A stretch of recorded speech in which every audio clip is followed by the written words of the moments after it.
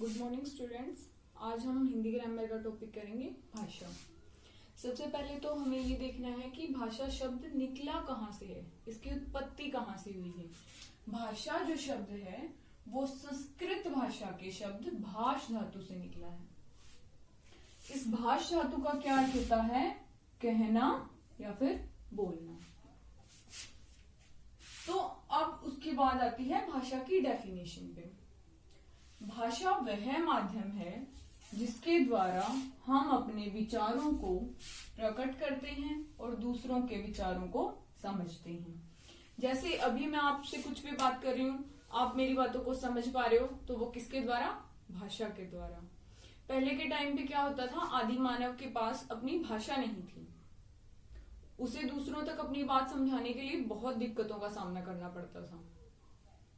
धीरे धीरे क्या किया उसने? अपनी बातों को समझाने के लिए चित्रों का प्रयोग करना शुरू किया।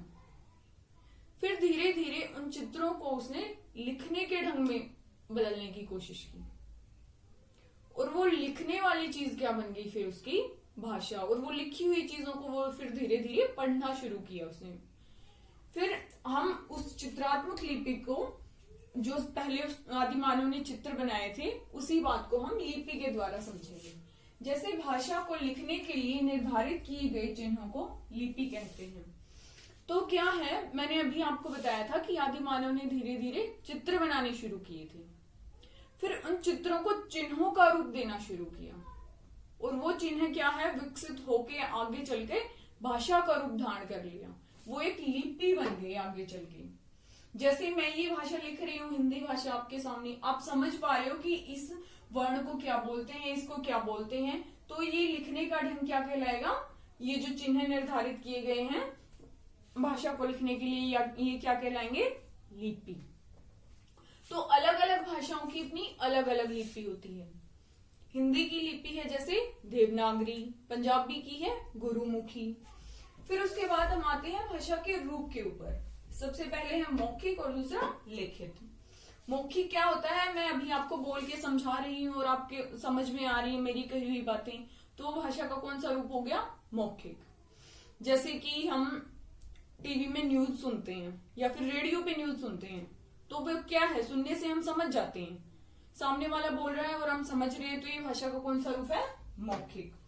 फिर उसके बाद भाषा का ये रूप है लिखित। लिखित रूप कौन सा हो गया? मैंने बोर्ड पे लिखा और आप लोगों ने समझ लिया, तो वो भाषा का कौन सा रूप हो गया? लिखित।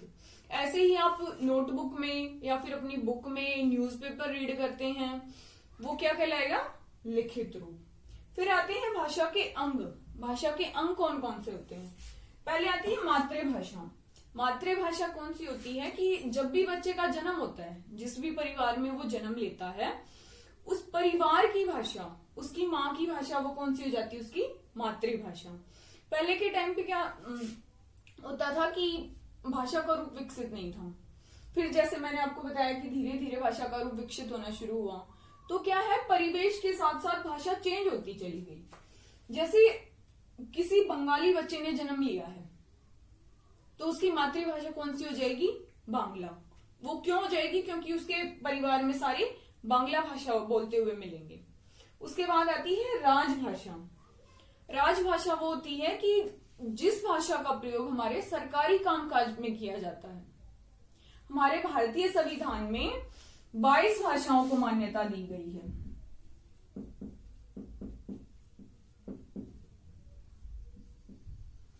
कितनी भाषाओं को? 22 भाषाओं को। और उन्हीं 22 भाषाओं में हिंदी, तमिल, अंग्रेजी, ये बहुत सारी भाषाएं आ जाती हैं।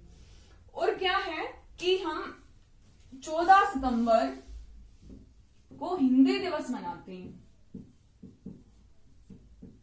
कौन सा दिवस? हिंदी दिवस। वो क्यों मनाते हैं 14 सितंबर को हिंदी दिवस? क्योंकि 14 सितंबर 1949 को क्या किया गया था? हिंदी को राजभाषा का दर्जा दिया गया था। इसीलिए हम आज 14 सितंबर को हिंदी दिवस के रूप में मनाते हैं। उसके बाद आती है मानक भाषा। मानक भाषा कौन सी होती है कि जिस भाषा को विद्वानों ने स्वीकृति दी हो।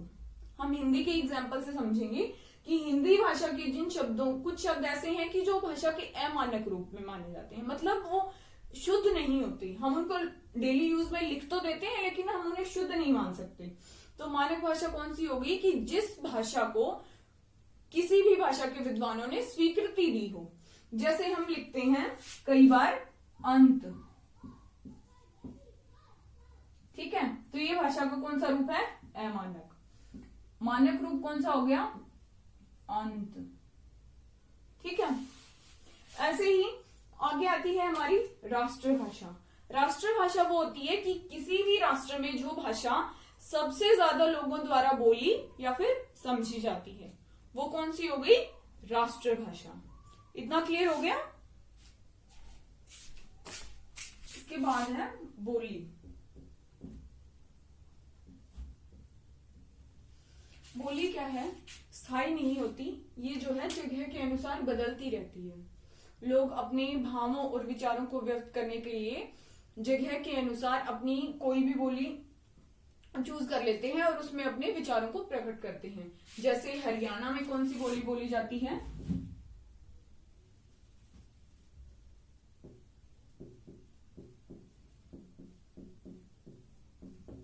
हरियाणवी। राजस्थान में राजस्थानी।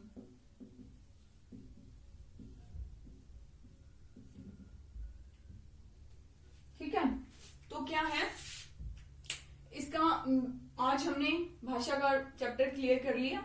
इसके बाद कल हम आगे की वीडियो में व्याकरण के बारे में पढ़ेंगे।